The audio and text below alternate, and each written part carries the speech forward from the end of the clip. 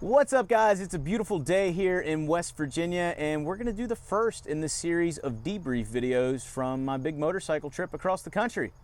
Welcome to my back patio.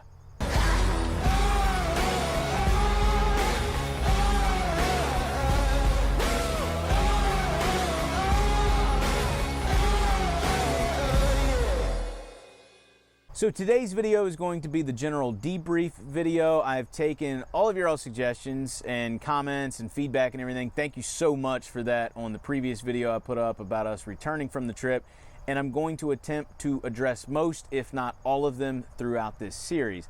After the general video that you're gonna watch today, I'm also gonna do one on packing, what Kristen and I packed, why we packed it, and how we packed it. Also one on the KTM itself, how it did, anything I had to do along the way, any issues I may have had, and also cover some of the modifications I made to the bike and how those worked out. And a final one on our riding gear, how it did, how it held up, and things we might do different or things we might keep the same. So anyway, before we get started with today's video, I want to mention that D Gravit actually asked me, if Kristen and I could possibly do a video on two-up riding, two-up tips, how-to video, that sort of thing. And the answer to that is yes, I'd love to do that. Let me know what you guys think in the comments section below. I talked to Kristen about it. She would join me on this. And if it would help get your all's wives or significant others on the back of the bike to go enjoy an awesome motorcycle tour, I'm all about helping out. So I guess in today's video, we will start with some numbers. I do have plenty of notes here with me so I don't forget anything. So let's start with some big numbers to start off. First off, we were gone 16 days, 15 nights throughout 20 states, covering a total mileage of 7,296.2 miles through 8 national parks.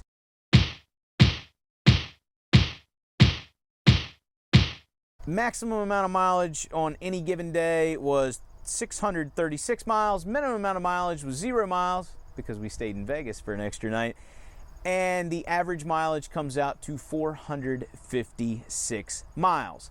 And also, the total mileage on my bike, which is only 11 months old, is 16,534 miles. I've been getting a lot of ride time in on this thing. I did get a question about, do you think 16 days was enough? Do you feel rushed?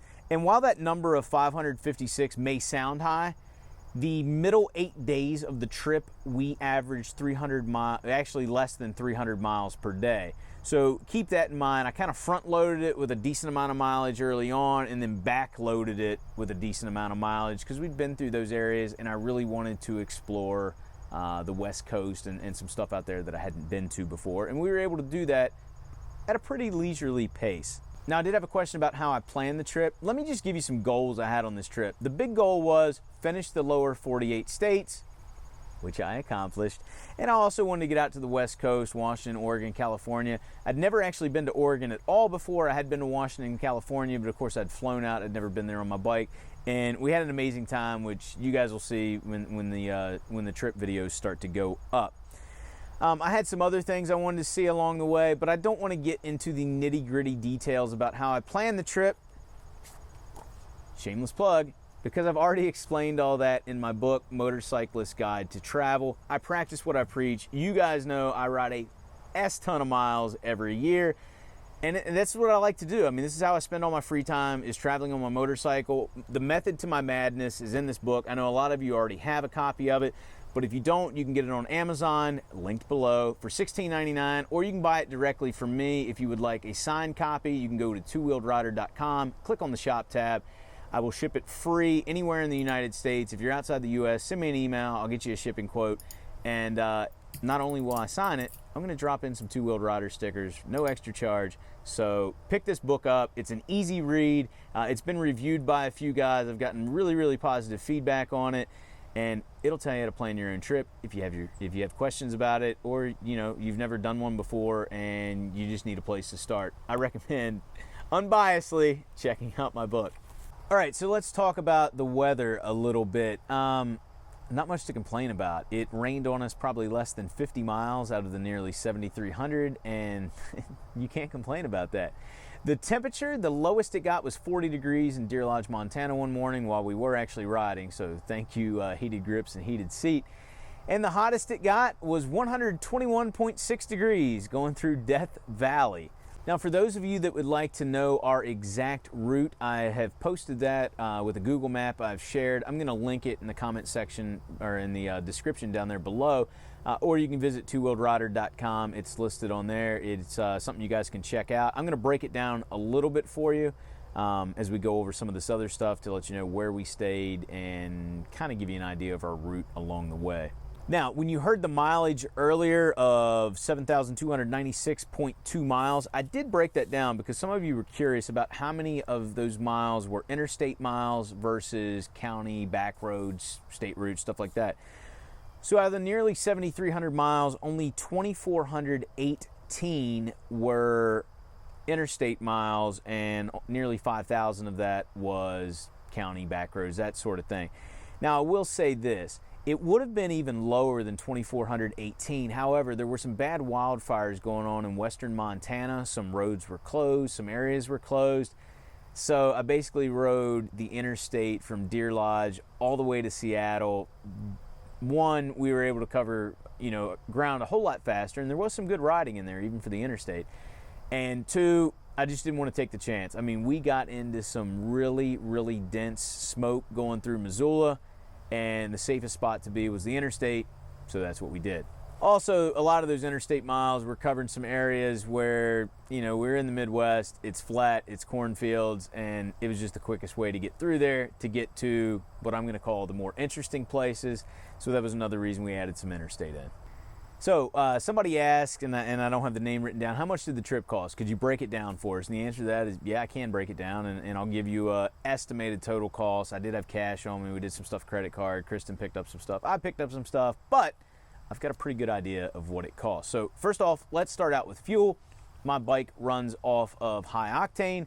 We got about 41 miles to the gallon, which may not sound great, but 2 up with a loaded down bike, it's pretty decent. We spent approximately $516 on fuel.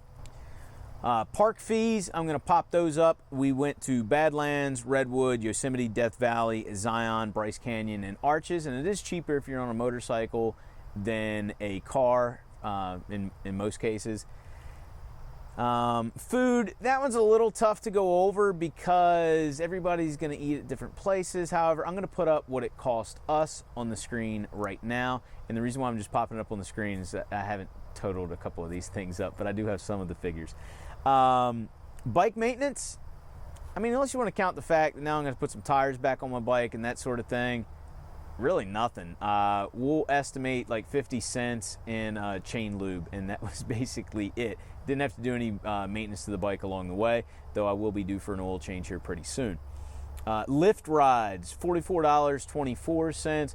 If you're not familiar with Lyft, it's like Uber. If you're not familiar with that, it's basically like a taxi service, but there's an app for it. I used Lyft to get around Las Vegas. That was 4 different Lyft rides with tip. So, whatever, $10 a ride. The biggest cost on our trip were hotels. Total cost for hotels, $1,375.74. That was for 15 nights. So if you want to do the average, it comes out to $91.72 per night, which to me is pretty damn good. Now, there is a caveat when it comes to hotels. I used hotels.com. I ended up getting 3 nights stay for free, or at least a credit. So basically the way that works is every 10 nights you stay, they take the average cost, not including tax. So let's say it averages out, those 10 nights were $103. You get a $103 credit to put towards a hotel. You're always going to have to pay tax on the hotels, but you can put that credit towards your hotel and actually stay pretty cheap. So if it weren't for that, it would have came out to about $113, $114 per night instead of the $91.72.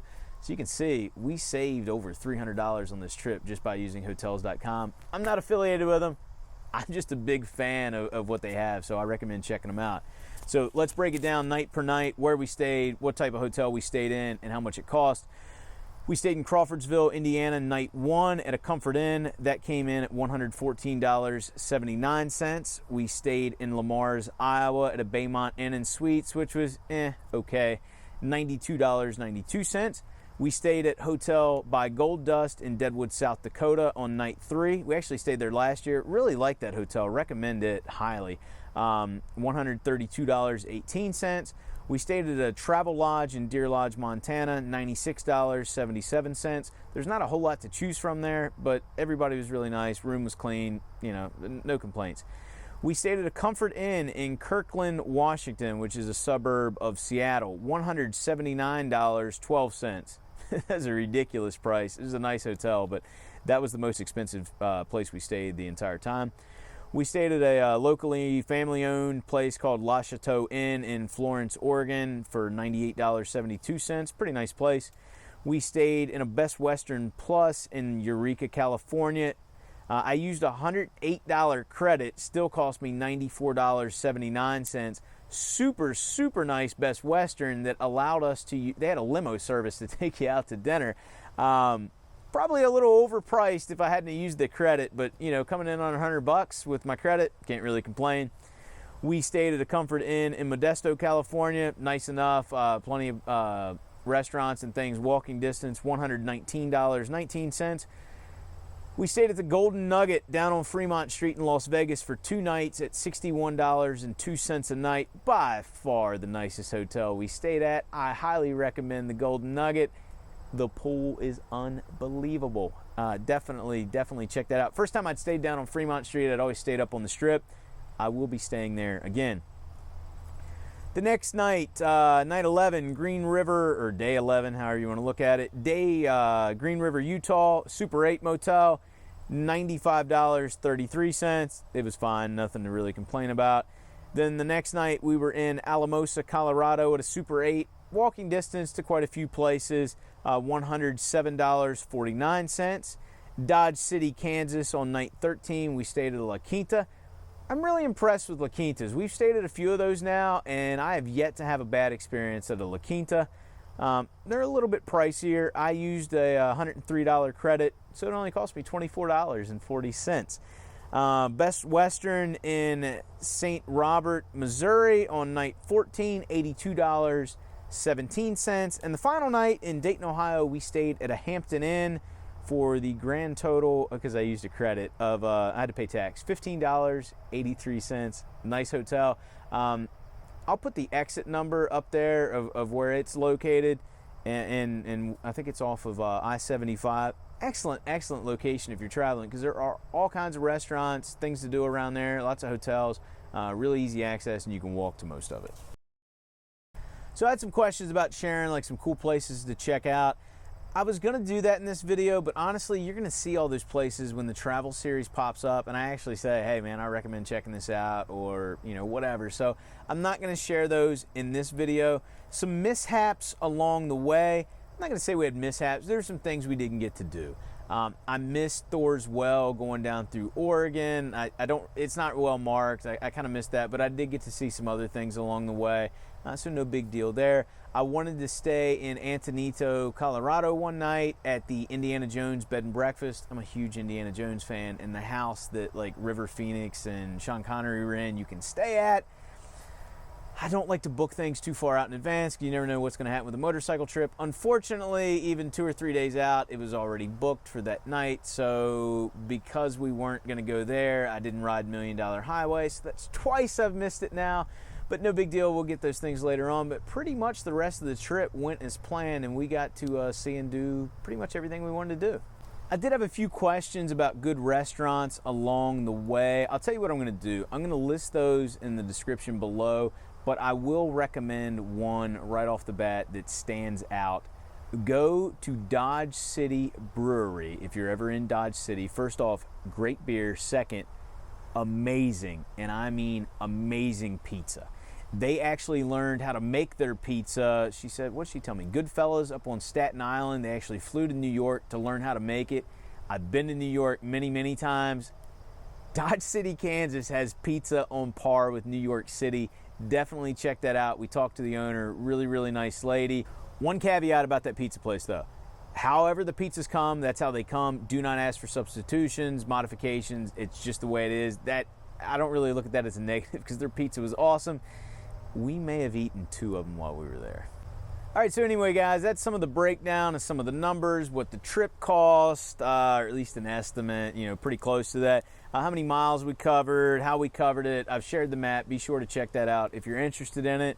Look for the upcoming videos about how we packed for the trip, the one about the bike, and the riding gear video. I hope I answered most of your questions. Is there anything like general that I didn't cover? Let me know in the comment section below. I love engaging with you guys. I hope you enjoyed today's video. If you did, please give me a thumbs up. If you're not a subscriber, consider hitting that subscribe button. Once again, if there's something I didn't cover or something you still have a little bit more clarification about, let me know in the comment section below. And as always, I'll talk to you again soon.